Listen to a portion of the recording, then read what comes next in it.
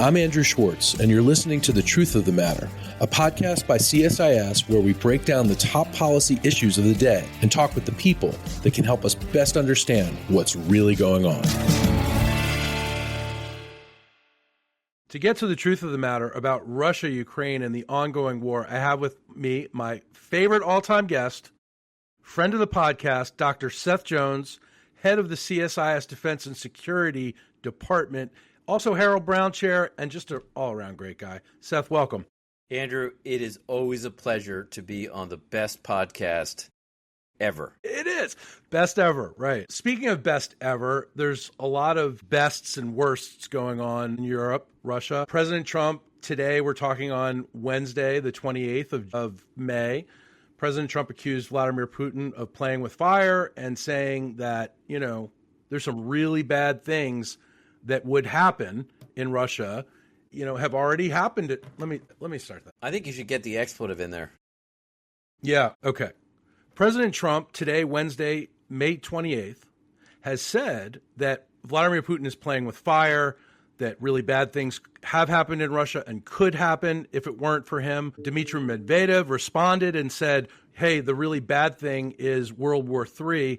How are the Russians really doing, and are they in a position to talk to the United States in this way? Well, first of all, even before getting to how are the Russians doing, this is classic Russian speak. They've done this since the beginning of the war to try to create fear within both Europe and the United States that if they provided assistance to Ukraine at all, and then if they provided specific types of assistance like ATACMS or HIMARS or aircraft, that it would risk World War III and nuclear war, just trying to manipulate the calculations of U.S. and European leaders.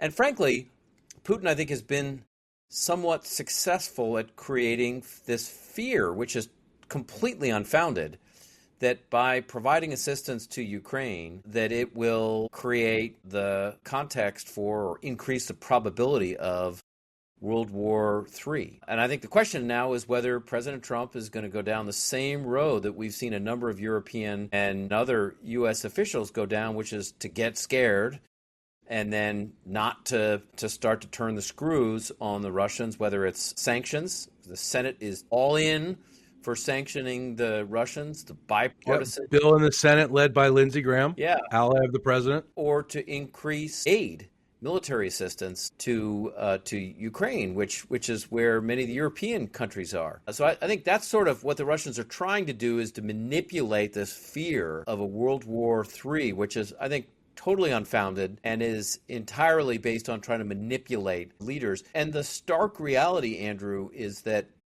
the Russians really aren't doing well on the battlefield, and their economy is also in pretty tough shape. So the question is, one big question is, how are they doing, which is what you asked. And the answer is pretty poor if you look at several indicators. So let's look, for example, at the average rate of advance. Since about January of 2024, the Russians have been on the offensive. They've had the military initiative in Ukraine on several fronts.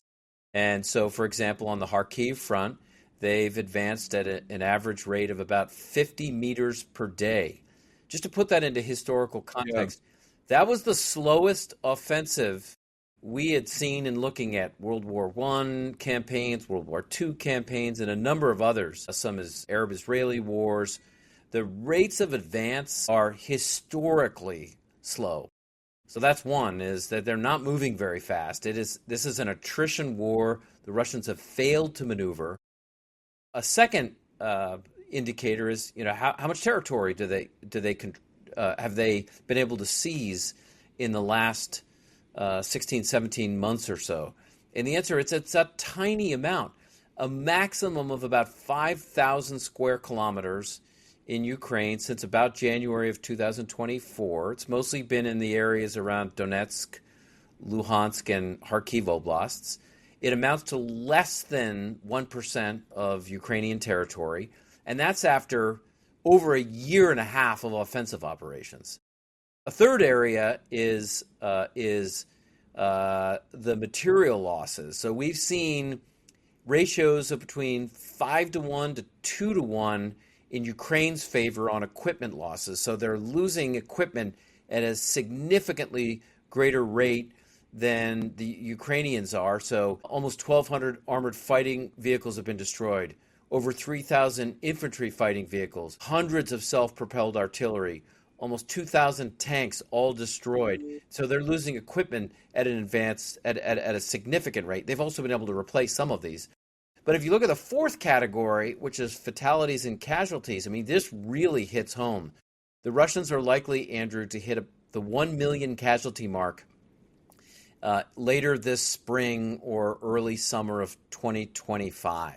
That's incredible. It's an incredible number. That's according to British Defense Intelligence estimates, with a high of 250,000 Russian soldiers that have died.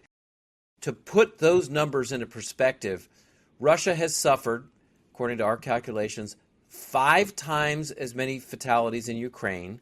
That's just over 3 years of that war. More than 5 times the number than in all Russian and Soviet wars combined between World War II and February of 2002.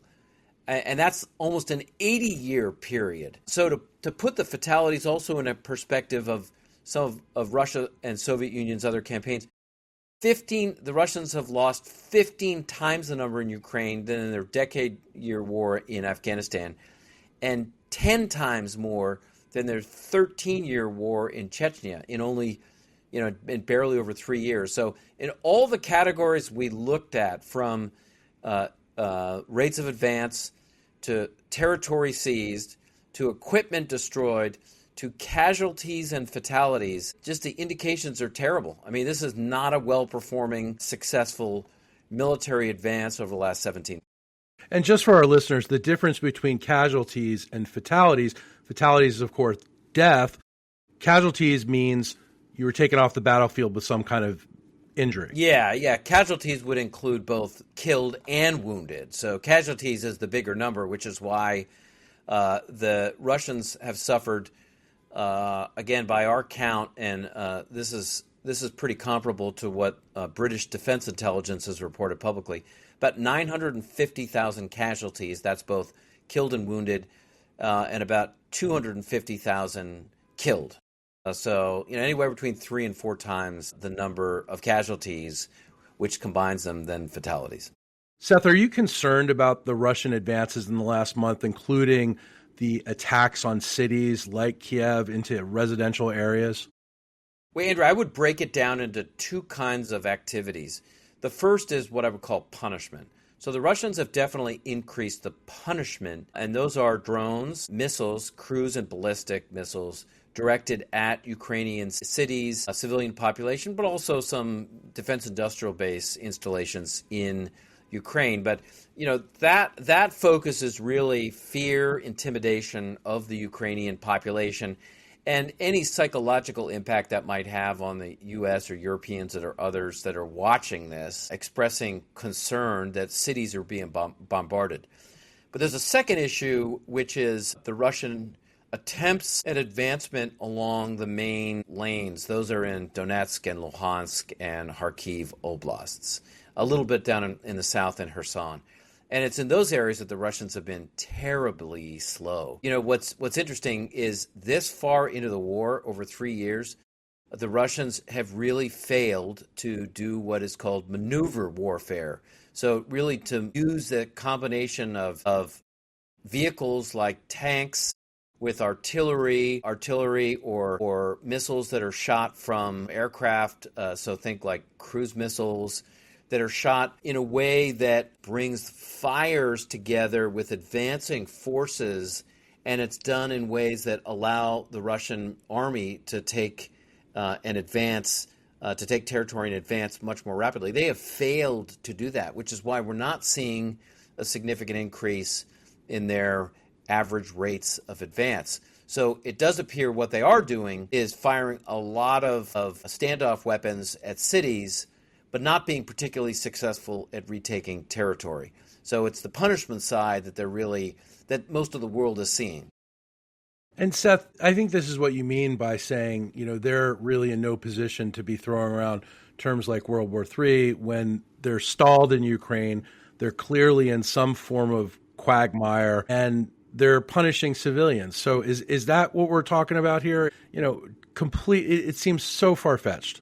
Yeah, I mean, Andrew, just the fact that the Russians are nearing 1 million total casualties, they've had 250,000 fatalities. Remember, in the Afghanistan wars, with all of the U.S. concern, we were at like 3,000 fatalities, and now we're at 250,000. I mean, one thing that's certainly clear is that Vladimir Putin does not care about his population, and many of those that have been killed or wounded come from Siberia, come from areas of Central Asia, or have come from the prison system. So they're not the elites, mostly the sons of elites in St. Petersburg and Moscow and cities like that. So they haven't had much of a domestic impact. But I think the reality is that the Russians are not succeeding effectively on the battlefield. What Putin is clearly hoping for, I think, is that he does have support from the Chinese, the Iranians, and the North Koreans. And the North Koreans have even done what was unimaginable at one point, and deployed soldiers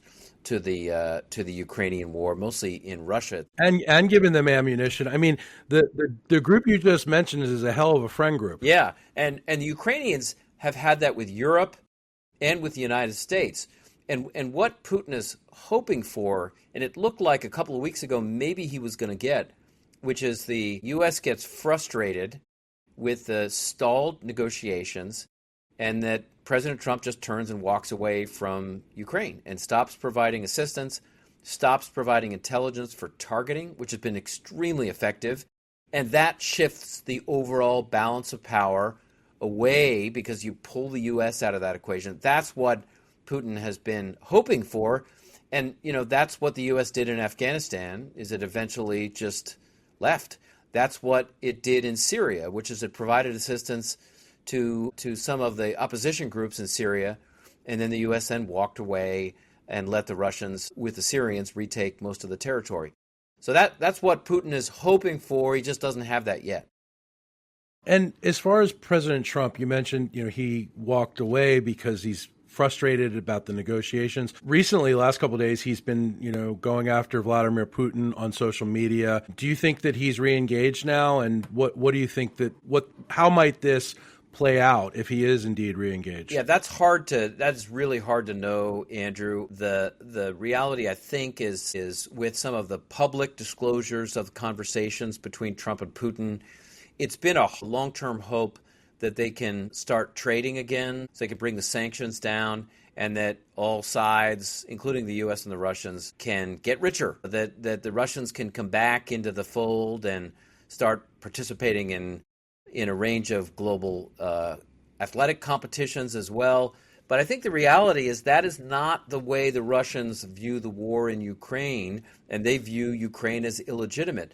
And so I think the question at the end of the day is, will the Trump administration really be willing to exploit the two main vulnerabilities that the Russians have? The first is the economy.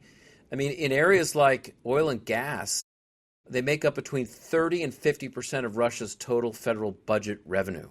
So if you were to increase sanctions the way U.S. Congress, particularly the Senate, has been pushing, this is the Graham-Blumenthal legislation, I mean, it would have a significant impact, or could have a significant impact, on the Russian economy, especially if you added secondary sanctions. And, there's been a number of indications and analyses that have shown that the implications on raising gasoline prices in the U.S. would be pretty minimal. What Congress has been looking at is oil, gas, uranium, and other products. So that's one vulnerability, is to go after the Russian economy. The second would be to start to commit, for now anyway, to aid, weapon systems or components, because Ukraine's got its own industrial base now, so that allow Ukraine to keep fighting and, frankly, killing and wounding Russian soldiers at what are extraordinary rates. Those are two huge vulnerabilities. And I'm not sure what more evidence the White House needs right now to convince U.S. leadership that the Russians have vulnerabilities, that they are dragging their feet on the negotiations, and now it's time to make them pay for them. Speaking of pay for and their economy, Wall Street Journal's excellent journalist Thomas Grove has a piece today where he suggests that it might be very difficult for Russia to walk away from this war because what is fueling their economy is their emphasis on their defense industrial base, producing tanks and howitzers, and that they want to restore themselves to being the world's second largest exporter of arms. What do you think about that? Well, the Soviet Union and in the early days, Russia was a major exporter of defense goods. It has dropped a little bit because the Russians need some of those for their own war in Ukraine. I think at the same time, the Russians really need, for long-term economic productivity, they really need to start to rejigger their economy away from a wartime economy. Because I think the evidence on wartime economies is they are not long-term productive use of resources. They're certainly helpful now, but if the Russians stop the war, they'd have to make a number of major changes to their economy right now. They're dealing with high inflation. They're dealing with labor shortages. There's been a major brain drain, especially of some youth that left Russia in the early days of the Russian full-scale invasion of Ukraine. But I still think expecting that the economy will hinge on the war won't do the economy any long-term benefits. But it would create, stopping the war would create some problems and domestic problems for Vladimir Putin. And he may actually be almost more concerned about the domestic political implications of stopping a war that he has characterized from the beginning as a special military operation and has really been a full-scale war with the cost being tremendous right now. He may be actually worried about the political implications of that. Seth Jones, as always, thank you for your time and your expertise in helping us understand this just a little bit better. Really appreciate it. Thank you, Andrew. Always a pleasure to be on. If you enjoyed this podcast, check out our larger suite of CSIS podcasts. From Into Africa, The Asia Chessboard, China Power, AIDS 2020, The Trade Guys, Smart Women, Smart Power, and more. You can listen to them all on major streaming platforms like iTunes and Spotify. Visit csis.org/podcasts to see our full catalog.